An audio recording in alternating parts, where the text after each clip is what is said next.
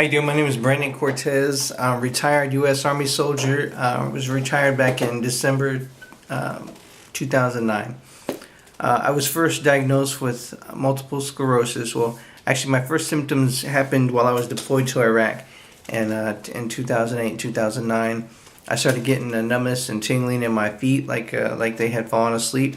That lasted for about 2 weeks.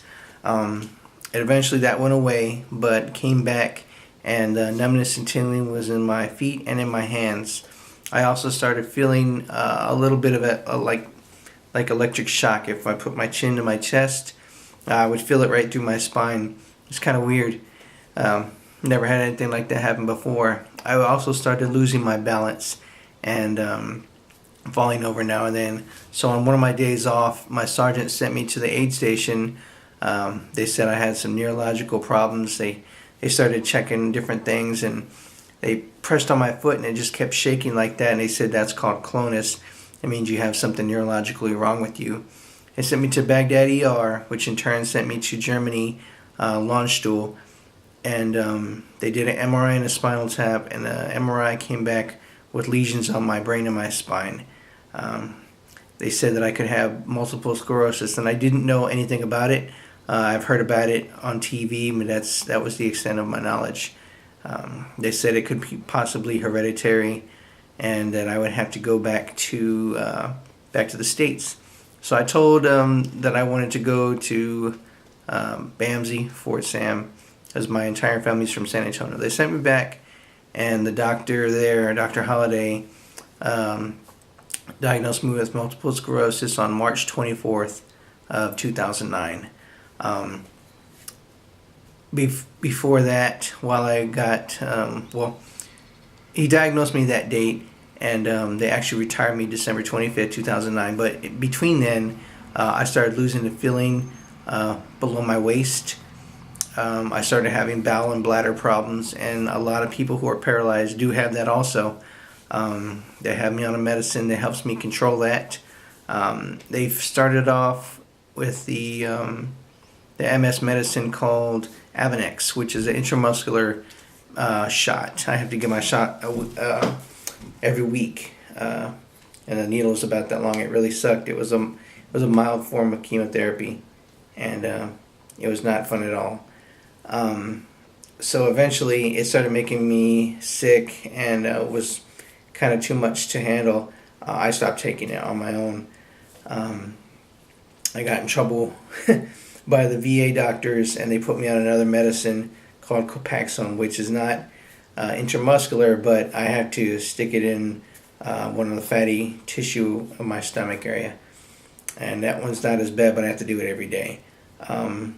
I do have to struggles when I reach for different things that are up high. I went from 5'11" to sitting about 4'5".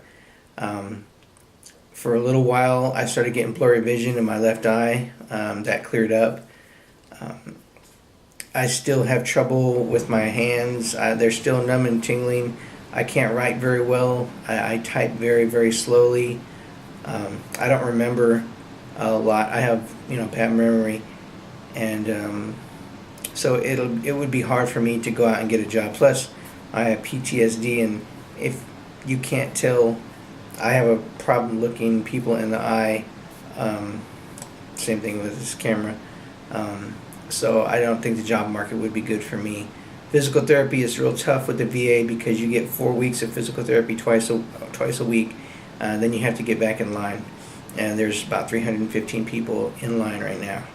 So that doesn't happen very often. So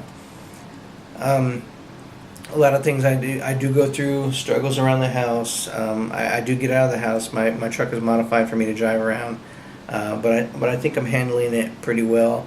I do get frustrated. My muscles in my legs and my waist and stuff like that, my thighs, they'll lock up on me, and they'll lock out like straight out in front of me, and it sucks because I have to wait for them to relax. That can get really, really tough. Not a lot of other things that I can say. Every day is a struggle. Sometimes it's hard to get in bed. Sometimes it's hard to transfer. You know, I have to transfer from the chair to the toilet, and it can be a task sometimes. Sometimes I can't go at all to the restroom, so I'll have to use a catheter, which if you don't know what that is, look it up. But it's real difficult, and it's kind of humiliating, but I have to live with it, and you know, I can't let it get me down. I have a great outlook on life because none of this stuff bothers me. I'm still me. I still make jokes. You know, I make jokes all the time, but now when I'm in a wheelchair, I just got more jokes. As long as, I guess, you stay positive and everything, you know, you can get by all this. There's not a lot of other things that I can say about it. I hope this helped a little bit, and thank you very much for your time.